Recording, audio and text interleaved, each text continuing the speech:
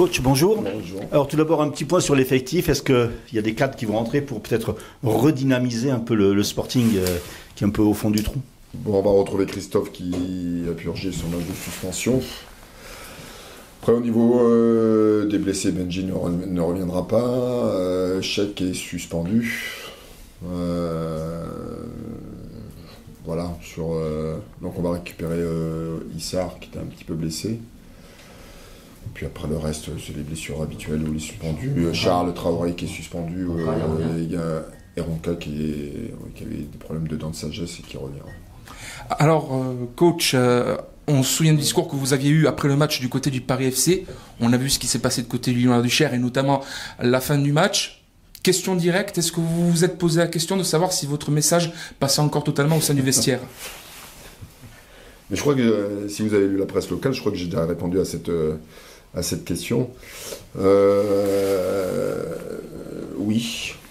De toute façon, on a suffisamment de conversations et de discussions entre nous, que ce soit avec le collectif et individuel, que les choses sont dites. Et moi, j'ai toujours considéré, à partir du moment où les choses sont dites, ils sont toujours entendus. Alors après, on peut se poser la question comment elles sont entendues, mais elles sont entendues. Donc, moi, j'ai aucun doute sur le message qui est passé sur leur écoute. La question peut paraître naïve, coach, mais comment on fait pour passer de ce match contre Paris, de ce match contre Lyon-la-Duchère, où le Sporting est passé au travers, à affronter cette équipe d'Auxerre qui actuellement roule sur ce championnat? C'est peut-être la meilleure équipe du championnat en termes de collectif. Comment on peut préparer ce match et se dire on va y arriver alors que face à Paris et Lyon-Duchère c'était très compliqué? En fait, on va passer d'une extrême à l'autre. On a joué la Lyon-la-Duchère, qui était une autre compétition, qui était la Coupe de France, où on n'a pas répondu à l'état d'esprit de la Coupe de France, que ça a représenté, malgré la jeunesse de l'équipe. Et on va rencontrer l'équipe d'Auxerre, qui est pour moi la meilleure équipe de ce championnat de Ligue 2, que ce soit sur l'aspect collectif ou sur l'aspect individuel, où il y a des bons joueurs dans tous les domaines et dans tous les registres. Mais je crois en nos capacités du Sporting, cette capacité à se mobiliser contre les grosses équipes. Et voilà, je vais m'appuyer beaucoup là-dessus. De toute façon, l'orgueil ou quelque chose a été touché sur les joueurs, parce qu'on ne peut pas accepter de la façon dont on s'est fait éliminer en Coupe de France. Le match du PFC était une chose différente. Voilà, de toute façon les joueurs sont avertis. Ils sont avertis, on en a discuté, on n'en a pas rajouté non plus, on est simplement revenu que lundi sur le match et sur l'élimination. Et puis ça s'est arrêté là. On est passé à autre chose et on doit passer à autre chose. Et la confrontation et l'adversité nous obligent à passer réellement à autre chose et à rester concentrés et concernés sur cet adversaire direct, dû à la qualité de la GIA aujourd'hui. Meilleure attaque, l'équipe qui centre le plus en championnat de Ligue 2, l'équipe qui a le plus de présence dans la surface adverse. En fait, quand vous regardez toutes leurs données, c'est incroyable. Alors, parfois, ils ont manqué d'efficacité sur certains matchs, style le match à domicile contre Dunkerque où ils ont perdu 1-0, mais on se demande comment ils ont perdu ce match. Voilà, de toute façon, nous, notre salut, on sait que notre niveau, il va falloir qu'il soit beaucoup plus important, plus que d'habitude. Si on n'élève pas notre niveau contre cette équipe-là, individuellement comme collectivement, de toute façon, on le paiera. Donc, en fait, moi, je me suis beaucoup focalisé toute la semaine là-dessus, sur les séances d'entraînement, au moins de faire prendre conscience qu'il va falloir élever notre niveau de jeu. Notamment sur le réalisme offensif, coach. Bon, en fait, là, il y a un peu de tout. Offensif, défensif, sur le collectif, sur la rigueur, sur la discipline. On avait fait un match très accompli contre Bordeaux dans tous les domaines, dans beaucoup de domaines.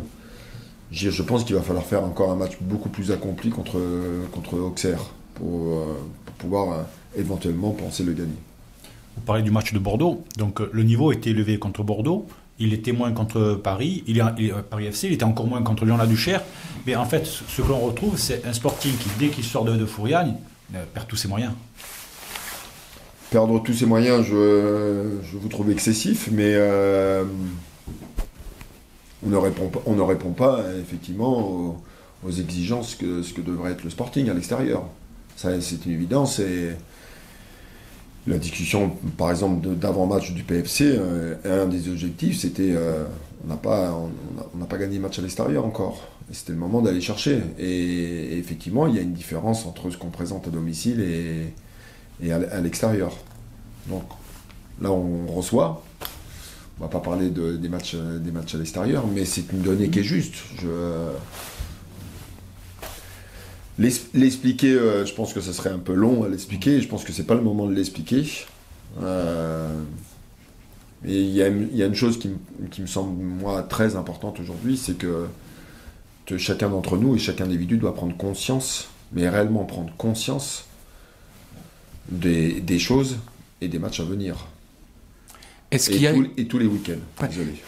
Est-ce qu'il y a eu justement, selon vous, une différence entre une partie du groupe et une autre sur la façon de prendre les choses, c'est-à-dire les responsabilités qu'ils ont en représentant le Sporting et aussi par rapport à la mission qu'ils ont, pour le moment c'est celle-ci, de maintenir le Sporting en Ligue 2?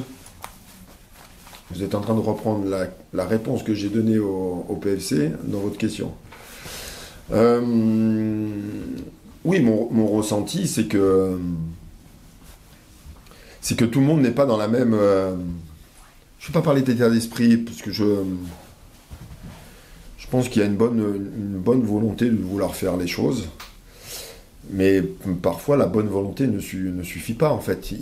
On demande autre chose, et ça demande autre chose.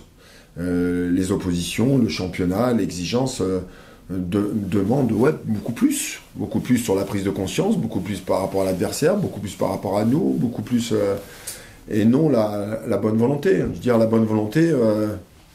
dire chacun d'entre nous est capable de mettre beaucoup de bonne volonté dans quel que soit le domaine. Mais aujourd'hui, la bonne volonté ne suffit pas, et il faut autre chose. Et autre chose, il va falloir aller le chercher. Autre chose, est-ce que ça peut être aussi dans la tactique, peut-être, face à Auxerre? La tactique,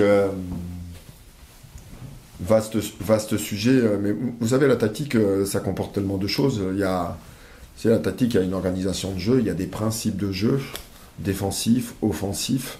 Ça prend beaucoup de temps à mettre en place. Ne pensez pas un seul instant qu'on peut changer de tactique en 4 jours de séance d'entraînement ou en 5 jours de séance.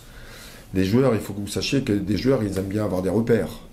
Quand on les enlève de leur repères, ou la zone de confort, j'aime pas ça, mais des repères bien définis, ils sont un peu perdus. On a bien vu que quand on a changé parfois pour essayer de faire changer un peu les choses, parfois ça a marché, mais ça a marché en cours de match. Ça n'a jamais marché quand on a débuté le match. Donc je ne pense pas que ce soit le moment, mais la question, elle se pose de ma part. Elle fait partie de ma remise en question au quotidien, tous les jours. Vous récupérez sans doute Fasciné Conté pour ce match. C'est un joueur qui est assez intriguant parce qu'il est très efficace, mais on sent aussi que c'est un joueur qui manque peut-être un petit peu de repères dans le football professionnel. Est-ce que vous le voyez progresser en ce sens? Fasciné, il ne faut surtout pas oublier que c'est un jeune joueur. Ça fait plus d'1 an qu'il est avec nous. Il n'a pratiquement pas joué pendant 1 an pour des raisons diverses. Et c'est depuis le début de saison, ou depuis sa qualification, qu'il a pu enchaîner quelques matchs. Il a pu enchaîner quelques matchs, et malheureusement, d'avoir enchaîné quelques matchs lui a amené des petits problèmes physiques. Parce que, en fait, il n'était pas habitué à être confronté tous les week-ends à une compétition aussi importante que la Ligue 2, toute l'exigence que ça demande.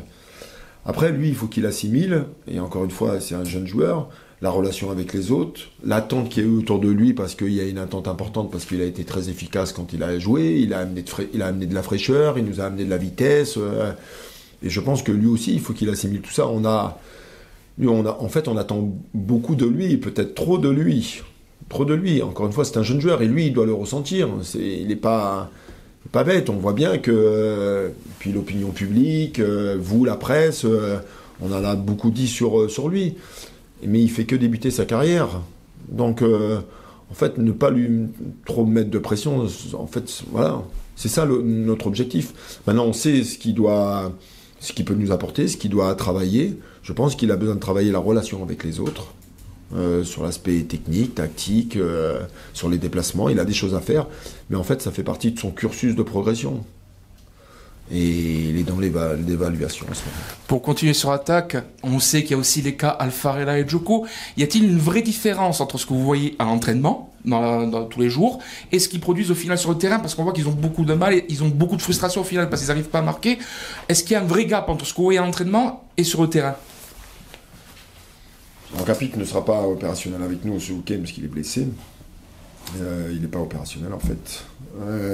Après, concernant Miguel, depuis un certain temps, on ne peut pas lui reprocher sa bonne volonté et son travail du quotidien. Il est très investi dans ce qu'il fait dans la semaine, même beaucoup. Est-ce que lui, personnellement, il se met une pression excessive parce qu'il voit qu'il n'arrive pas à marquer ou qu'il n'arrive pas à faire le geste juste voilà, je sais très bien que quand vous êtes attaquant, vous vous posez la question, vous vous retrouvez seul, vous rentrez dans votre voiture, vous rentrez chez vous, pourquoi j'ai fait ce mauvais choix, pourquoi j'ai fait ce choix, donc ça trottine dans leur tête. Mais moi, ce que je remarque à l'entraînement, c'est que ils veulent réparer ça, ils veulent soigner ça. Alors on répète les choses, ça réussit pas, mais je ne peux pas. En fait, ils sont surtout pas dans l'abandon, bien au contraire. Ils forcent peut-être un peu les choses pour que ça revienne un peu vite, mais vous savez, ça se joue tellement à peu de choses parfois pour les buteurs. Peut-être on se dit que dès qu'il va réussir à marquer ce but, ça va enclencher beaucoup de buts. Pour le moment, c'est pas le cas. Est-ce qu'il y a une piste peut-être sur de la préparation mentale le concernant et peut-être d'autres joueurs qui pourraient essayer d'arranger les choses? La préparation mentale, oui, ça peut faire partie d'un élément. Et vous savez, quand vous êtes dans la responsabilité d'un groupe, quand on commence à parler de la préparation mentale, il y a la préparation mentale du collectif, d'un groupe, d'un vestiaire, et il y a la préparation mentale de l'individu. Il y a peut-être un travail à faire sur la préparation mentale de l'individu, sur le joueur, pour peut-être débloquer certaines choses. Mais ça, ce sont des questions qu'on se pose aussi tous les jours. Je sais que c'est un sujet d'actualité dans le foot aujourd'hui, même depuis un moment. Il y a des questions qui se posent. J'ai vécu ça moi aussi, et même en étant entraîneur. Peut-être pour des joueurs, ça leur ferait peut-être du bien. Question pratique, coach, sans Dimitri Liénard, pour taper les coups de pied arrêtés, vous ferez confiance à qui? À Christophe Vincent et quelqu'un d'autre? Oui, alors Christophe a été très efficace sur les coups de pied arrêtés contre Bordeaux. Il n'était pas là à la Duchère. On a regardé ça depuis hier sur les coups de pied arrêtés, qui va s'orienter là-dessus. On est en train de regarder. Désolé de ne pas vous répondre, Merci. mais on regarde. Merci, coach. Ok. Merci coach. Merci.